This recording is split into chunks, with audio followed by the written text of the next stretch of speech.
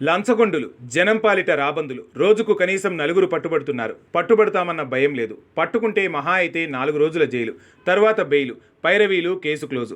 2 ఏళ్ల దాకా విచారణ పూర్తి కాకపోతే మళ్ళీ అదే కొలువు. అలాంటి దానికి పట్టుకోవడం ఎందుకు? శిక్ష లేనప్పుడు కేసులెందుకు?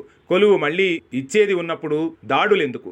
రాబందుల్లా దోచుకుంటున్నారని తెలుసు, రెడ్ హ్యాండెడ్గా పట్టుబడ్డారని తెలుసు. అయినా కొలువెందుకు పోదు? పట్టుబడిన వెంటనే కొలువు పోయేలా చట్టం ఎందుకు చేయరు? అవినీతి నిరోధక శాఖ కష్టం బూడిదలో పన్నీరవుతోంది. అవినీతి ఉద్యోగులను పట్టుకునే వ్యవస్థకే పూర్తి అధికారాలు ఎందుకివ్వరు?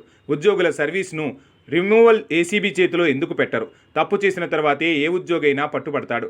దానికి మళ్ళీ విచారణ ఎందుకు? దేశవ్యాప్తంగా ఇదే జరుగుతోంది. కేంద్రం ఎందుకు స్పందించదు? రాష్ట్రాలన్నీ తీర్మానాలు చేసి ఎందుకు పంపవు? పట్టుబడ్డ కొలువులు, వారికే ప్రమోషన్లు, అవినీతి అధికారులకే అందలాలు. ఇది మన వ్యవస్థ దురావస్థకు ఆనవాలు. లంచగొండులు ఆ పదం వినాలంటేనే అసహ్యం అనిపిస్తుంది. అలాంటిది లంచాలను విచ్చలవిడిగా తీసుకుంటున్న ఉద్యోగులకు చీమ కుట్టినట్టు కూడా కావడం లేదా? చీచీ అనిపించడం లేదా? జనమంతా చీయని ఉమ్ముతారన్న సిగ్గనిపించడం లేదా? ఎందుకురా ఆ బతుకులు అంటూ జనం శాపాలు పెడుతున్నా లంచాలు మానరా? జనం పాలిట రాబందులై నిత్యం పీక్కు తింటూనే ఉంటారా? ఉద్యోగాలు సంపాదించుకున్నది ప్రజలకు సేవ చేయడానికా, లేక లంచాలు మెక్కడానికా?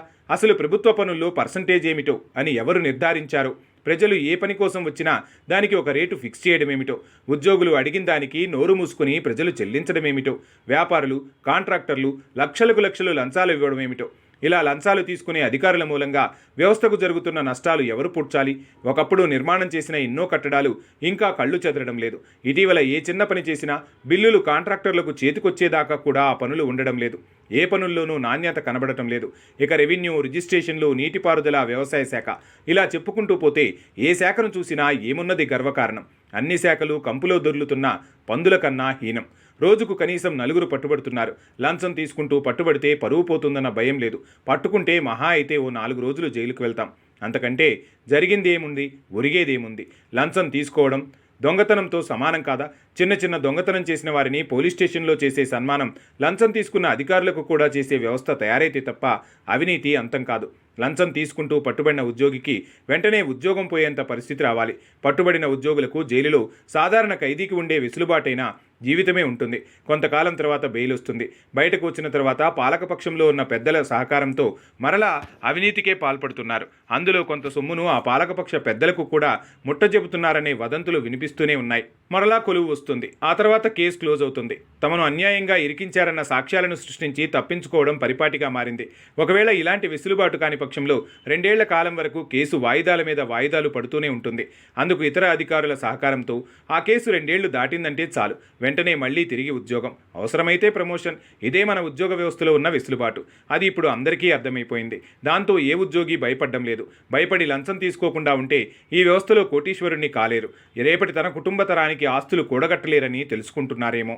ప్రతి పనికి ఒక రేటు ఫిక్స్ చేసుకుంటున్నారు. అది ఏ పనైనా సరే. చిన్న చితక అన్న ఆలోచన లేదు. సామాన్యుల నుంచి, కాంట్రాక్టర్లు, వ్యాపారుల నుంచి, ఉద్యోగుల నోటి నుంచి వచ్చిన మాటే చివరి మాట. అంతే ముట్ట చెప్పాలి. ఇక రైతులను పీడించుకు తినడంలో రెవెన్యూ వ్యవస్థ. భూముల కొనుగోలు, అమ్మకాలు, వారికి కాని భూములు రిజిస్ట్రేషన్ చేయడం కోసం అధికారులు తీసుకునే సొమ్ముకు లెక్కే లేదు. నిత్యం కోట్ల రూపాయల చేతులు మారుతున్నాయి. లంచావతారాలు రోజురోజుకు పెరుగుతున్నారు. తాజాగా సిరిసిల్లలో నీటిపారుదల శాఖకు చెందిన ఓ ఉద్యోగి లంచం తీసుకుని పట్టుబడ్డాడు. కానీ ఆయన ముఖంలో ఎలాంటి చీకు చింత లేదు. భయం అంతకన్నా లేదు. పట్టుకుంటే మహా అయితే ఏం చేస్తారు అన్నట్టు చూపులున్నాయి.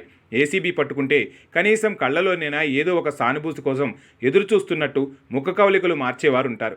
కానీ ఈ ఉద్యోగి మాత్రం సోఫాలో దర్జాగా కూర్చొని చిరునవ్వు చిందిస్తున్నాడు. అంటే లంచం తీసుకునే అధికారుల్లో ఎంత భరోసా ఉంటే తప్ప అలాంటి వ్యవహార శైలి కనిపించదు. పట్టుకున్నారు అయితే ఏంటి అని ఏసీబీనే ప్రశ్నిస్తున్నట్టు అధికారుల వ్యవహార శైలి ఉంటుంది. ఓవైపు ప్రజలను లంచాల కోసం ఏ ఉద్యోగి అయినా వేధిస్తే వెంటనే ఏసీబీని ఆశ్రయించండి, అంతా గోప్యంగా ఉంచుతామని ప్రకటనలు చేస్తున్నారు. ఈ మధ్య ఆ శాఖ పనితీరు కూడా ఎంతో బాగుంది. నిత్యం వారు ఎంతో కష్టపడుతున్నారు. ప్రజల ఫిర్యాదులకు బాగా స్పందిస్తున్నారు. ఎంత పెద్ద ఉద్యోగి అయినా సరే పట్టుకుంటున్నారు. ఎక్కడా వెనకంజ వేయడం లేదు. పట్టుకోవడంలో ఎలాంటి శిశవిషాలు ప్రదర్శించడం లేదు. జాప్యము చూపడం లేదు. ఫిర్యాదు చేసిన ప్రజల చేతే పదే పదే ఫిర్యాదులు కూడా తీసుకునేంత ఆలస్యం కూడా చేయడం లేదు. వెంటనే స్పందిస్తున్నారు. అదును చూసి పట్టుకుంటున్నారు. ఇంతవరకు బాగానే ఉంది. అలా దొరికిన ఉద్యోగులను కోర్టులో ప్రవేశపెడుతున్నారు. చేతులు దులుపుకుంటున్నారు. మరి కేసుల విచారణ సమయంలో పట్టుకున్న అధికారులు సాక్ష్యం సరిగా చెప్పడం లేదా? లేక ఆ పని తమది కాదని వదిలేస్తున్నారా? పోలీసులకు అప్పగించి చేతులు దులుపుకుంటున్నారా? ఎక్కడ లోపం జరుగుతోంది? ఎందుకు అవినీతి ఉద్యోగులు మళ్లీ ఉద్యోగాలు పొందుతున్నారు? నిజానికైతే ఒక్కసారి లంచంతో పట్టుబడి ఉద్యోగి మళ్లీ ఆ ఉద్యోగానికి అర్హుడు కాదు. ఏదైనా 1-2 సందర్భాల్లో ఆ అధికారిని టార్గెట్ చేసి ఇరికించారన్న వార్తలు కూడా వస్తుంటాయి. అయినా అధికారి లంచం అడగకుండా ఇవ్వకుండా ఉన్నప్పుడు నోట్లను ఆ ఉద్యోగి ముట్టుకునే అవకాశమే లేదు. అలాంటప్పుడు టార్గెట్ చేయడం అన్నది జరిగే ప్రశ్నే ఉత్పన్నం కాదు. కానీ లాలో ఉన్న లొసుగులను ఆధారం చేసుకుని లంచాలతో సంపాదించిన సొమ్మును విసిరేసి మళ్లీ ఉద్యోగాలు తెచ్చుకుంటున్నారు. అంతకంతకు మళ్లీ లంచాలతో సంపాదించుకుంటున్నారు. మన సమాజంలో అలాంటి ఉద్యోగులు ఎంతోమంది ఉన్నారు. అయితే ఇక్కడ ప్రజల నుంచి వస్తున్న ప్రశ్న ఒకటే: లంచం తీసుకుంటూ పట్టుబడిన ఉద్యోగి ఉద్యోగం ఎందుకు వెంటనే పోదు? ఏసీబీ అధికారులు రెడ్ హ్యాండెడ్గా పట్టుకున్న తర్వాత కూడా అది ఫేక్ ఎలా అవుతుంది? ఏసీబీ అధికారులకు ఇతర ఉద్యోగులకు ఎలాంటి సంబంధాలు ఉండవు. ఒకవేళ ఏసీబీ వాళ్ళు టార్గెట్ చేస్తారనడానికి ఆస్కారమే లేదు.